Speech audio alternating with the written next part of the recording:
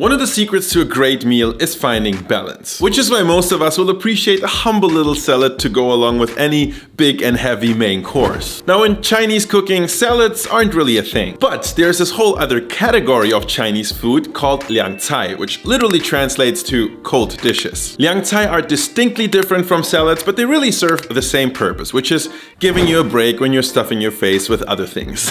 In this video I want to show you some of my favorite Liang Cai, which you can easily recreate at home, or just use some of the techniques from this video to create your own. Let's get started. The first dish is called laozu菠菜, spinach in vinegar. And yes, you guessed it, first we'll need a whole load of spinach. I know this looks like an insane amount, but if you've ever cooked with spinach, you know it's a treacherous thing, alright? First, we're gonna blanch it. Just about a minute is fine for me. I like the spinach to stay on the crunchy side. And by the way, don't stress if your pot is too small. Just work in batches and drop your blanched spinach in some cold water to stop the cooking. Once you're done, strain it off, squeeze out the water, and yeah, not that big anymore, is it? The next step is quite simple, but requires something a little special. Raw peanuts. We're frying these in a generous amount of hot oil for just a few minutes until toasty. And if you're wondering if you can just use store-bought roasted peanuts for this, absolutely not. No, of course you can, but the freshly roasted ones are kind of next level. But now all that's left is the sauce, or should we say, the dressing. So as the name of this dish suggests, we start off with aged or mature Chinese dark vinegar. The type you use for dipping dumplings will be just fine. And we're balancing the acidity with a bit of sugar. Now for the savory part. Soy sauce will be our base here, but we're intensifying it with a pinch of both salt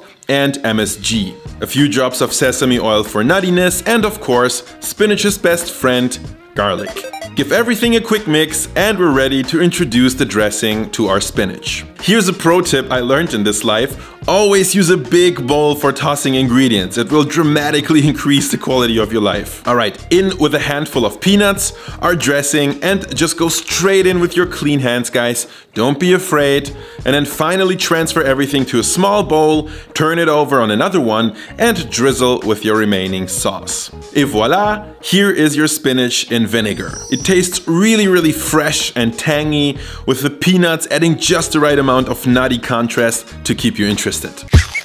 Now we're moving to the spicy world of Sichuan cuisine, which is where this dish comes from.川味凉拌黑木耳. And if you're wondering, what is a black muar? Let me explain. First of all, let me get some water every single time. Alright, this is black muar, also called black fungus, cloud ear fungus, juice ear for some reason, which you can purchase in dried form like this. You want to grab a small handful of these and drop them into a bowl of water. And if you're thinking, whoa, this bowl is way too big, well, think again, because after you soak these for about an hour, they will look a little something like this. Who's smart now, huh? Telling you guys, big bowls, big bowls. Now this is what a rehydrated muar mushroom looks like. Kind of pretty actually, but if you look closely, you will notice that they kind of have a butthole, which is a very chewy butthole, so we want to make sure to cut it out. Some people use scissors for that, but I actually find it much easier to just use my hands and then tear off bite-sized chunks of the good stuff and discard the buttholes. Next step is quite straightforward. Give your mushrooms a quick blanch for a few minutes. You might be noticing a pattern here. Chinese cooking involves quite a lot of blanching. That's because raw ingredients in Chinese cooking are kind of the exception, which I actually consider to be one of the key differences between a salad and a Liang Cai. If you've worked with mushrooms before, you know they are some spongy ass motherfuckers. They will literally absorb everything, and we want that everything to be a sauce and not some water. So we're gonna pat them nice and dry with a kitchen towel. And speaking of sauce, here it is. We're starting out with a spicy base. That's chili flakes and ground Sichuan peppercorns, the green type if you can. I'm also adding a generous glug of soy sauce as our savory foundation, enhanced by a sprinkle of MSG. For a more interesting flavor, we go in with a splash of vinegar. And where there's vinegar, there is sugar, for that sweet and sour balance, you know? And don't forget to add a drizzle of sesame oil for nuttiness. Okay, now here's a little challenge. I really want to balance the earthy notes of the mushrooms with some ginger, but on the other hand, I don't want pieces of raw ginger in a somewhat delicate dish like this. Here's what you can do. Grate a little bit of ginger over a little bowl, and then just squeeze out the ginger juice. All of the flavor, none of the fiber. Problem solved. Oh, and I almost forgot. I have some thinly sliced fresh yellow and red chilies here. Totally optional, but it's tasty and most importantly, very pretty on our black mushrooms. Lastly, just drizzle the sauce over the muar, make sure to add some thinly sliced spring onions to add some freshness, and transfer to a serving plate. This dish will actually get better if you let it sit in the fridge for about an hour and then serve it really cold. The muar have a really nice squeaky and almost crunchy texture, not at all soggy like some other mushrooms, and with the spicy notes, this is just a perfect little treat.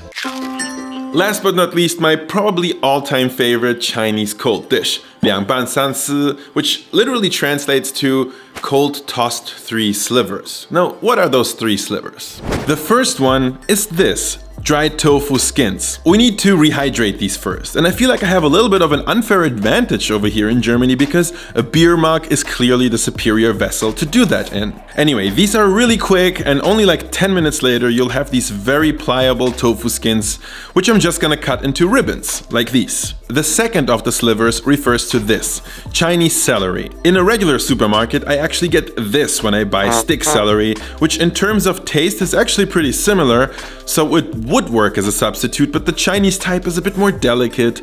Plus, all you need to do is give it a few rough chops like this, and it's ready to use. And now the third of the slivers is just some julienne carrots, which my supermarket sells like this, and you know, nothing wrong with being a little bit lazy from time to time. Quick side note, there's actually quite a lot more to the 3 slivers concept than I'm introducing to you guys in this video. If you want to go down that rabbit hole, I highly recommend you check out the video Chris and Steph over at Chinese Cooking Demystified made on this topic. It's really good. Actually, the entire channel is, so go check that out. As we learned before, you want to give everything a quick blanch to get rid of impurities and soften your ingredients a little bit. I just dumped them all in at the same time. And now for the dressing, here's how I like to make it. Start off with some chili powder to taste, top with some minced garlic, very finely chopped spring onions, a smidgen of Sichuan pepper powder, a pinch of salt, and maybe like 2 or 3 or 4 pinches of sugar. Works really well in this dish. And now for something I haven't done in quite a while on this channel actually, which is pouring some blistering hot oil over my spice mix to infuse all of those flavors. You want to give everything a quick mix until you get this incredibly fragrant paste, to which you're gonna add some soy sauce, a little vinegar, a bit of MSG, and some sesame oil. Now, get all your ingredients into that big bowl, add some fresh cilantro, which I actually cut into little sticks like this one, so it perfectly masks as celery here, and then pour in your dressing and mix. This is it, Yangban Sansa, mildly sweet, a bit spicy, and my favorite thing about it are those super fragrant coriander accents. So there's actually one more bonus cold dish, a little bit different than the others. I'm gonna share that recipe over on Patreon tomorrow. Thank you so much to everybody supporting me over there. You guys are the best. I hope you learned something in this video. Make sure to leave me a comment and let me know what food you would like me to explore on this channel. I'll see you guys in the next video.